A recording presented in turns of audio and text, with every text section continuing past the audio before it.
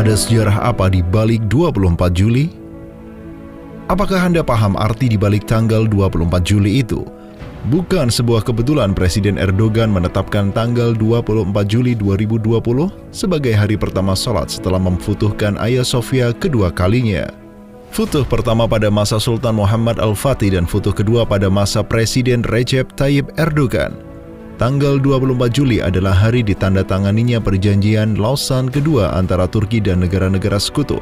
Perjanjian itu berimplikasi menghapus secara resmi Khilafah Utsmaniyah dan semua wilayah Turki dibagi berdasarkan ras, suku, bahasa, dan budayanya.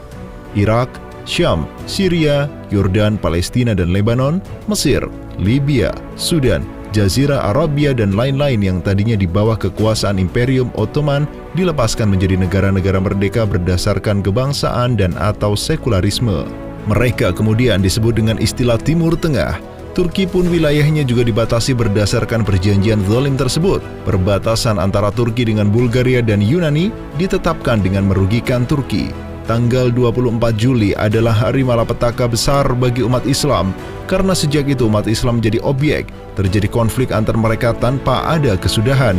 Umat Islam diusir dari tanah kelahirannya, dibantai tanpa alasan yang jelas, hidup dalam kemiskinan dan ketidakadilan, serta hidup dalam kebodohan agama dan ilmu pengetahuan karena pelindung umat, yaitu Khilafah Utsmaniyah, telah tiada.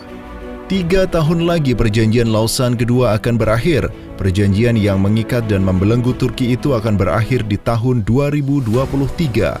Pasca 2023, Turki sepenuhnya lepas dari perjanjian yang menghukum dan membelenggunya.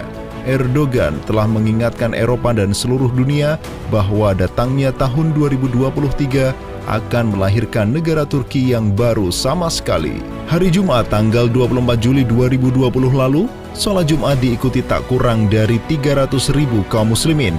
Pada sholat bersejarah tersebut, pemerintah Turki menyiapkan 21.000 polisi, menyediakan 18 klinik lengkap, menyiagakan 736 dokter dan 110 mobil ambulans.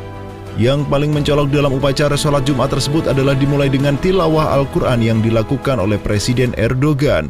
Dan khatib Jumat Dr. Ali Erbashi, kepala urusan keagamaan Turki, naik mimbar dengan bertumpu pada pedang Muhammad Al-Fatih, pedang yang dipakai sang sultan ketika proses futuhat kota Konstantinopel. Foto Ali Erbashi viral di media massa dan media sosial.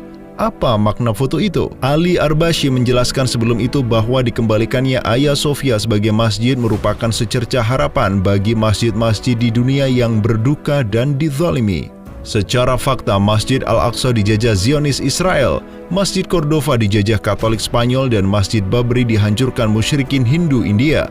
Perbuatan Ali Erbashi menghidupkan lagi kebiasaan khatib melakukan khutbah Jumat di masa Khilafah Utsmaniyah dengan membawa pedang. Hal itu juga menyimpulkan bahwa kota Konstantinopel ditaklukkan dengan pedang, dan selama 481 tahun kebiasaan itu berlaku di Hagia Sophia. Ali Erbashi memberi pesan kepada semua umat Islam di dunia bahwa agama Islam mampu memfutuhkan dunia dengan pedang.